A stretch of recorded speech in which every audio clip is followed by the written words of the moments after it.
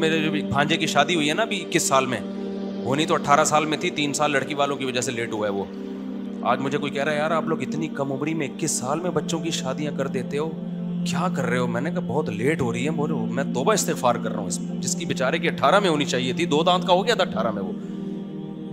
हम अल्लाह पे इस मामले में तवक्कुल करने वाले, अल्लाह तौफीक देता है हमें तवक्कुल की। ये आप लोगों के मसाइल हैं, बच्चा इतना कमाएगा, ये अल्लाह का शुक्र है, इस अजाब से अल्लाह ने हमें बचा लिया।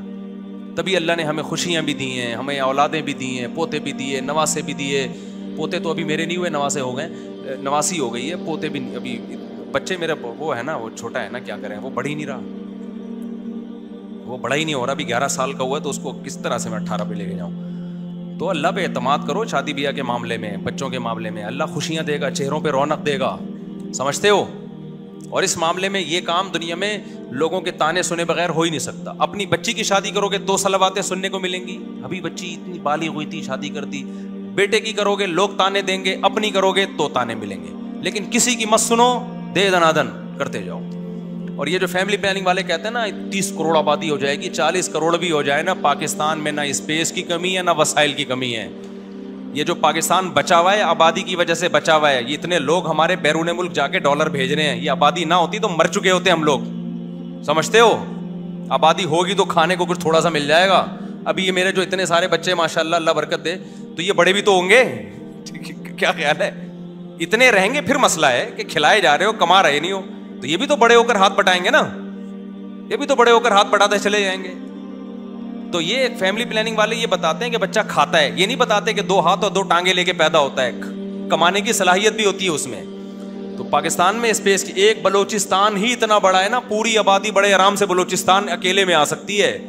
ये एक डॉक्टर साहब बयान करो 30 करोड़ की आबादी होने वाली है, 40 करोड़ की, तो लोग करोड़ करोड़ की आबादी। ओ भाई स्पेस कितनी है?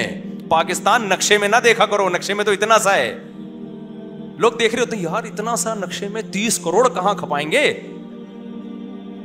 अबे जब चल के देखोगे पता चलेगा भाई इतना सा नहीं है। यहां से हैदराबाद जाओ, खाली, हैदराबाद तक की जमीन खाली। बरसाती मेंढकों की तरह भी बच्चे पैदा करोगे ना तो हैदराबाद तक भी भरने वाला नहीं है। इतनी ये पागल है, ये उनके नजरिया से डसे हुए लोग हैं। इनकी जब गुलाम कौम होती है ना तो वो गुलामों की तरह सोचती है, उसकी अपनी कोई थिंकिंग नहीं होती। हम शुक्र है इस्लाम को फॉलो करते हैं, अमली तौर पर जितना हम कोशिश करते हैं। मैं नहीं दावा कर रहा कोई, हम 100% कोशिश तो 100% ही की होती है ना, नजरियात तो ठीक है ना हमारे, इसलिए अल्लाह ने हमें इन अजाबों से बचाया। तो अल्लाह तो है ही नहीं इनकी डिक्शनरी में, पास सब कुछ है बेचारों के पास, खुशी नहीं है, क्योंकि हर वक्त जेब जेब जेब, पैसा जेब पैसा।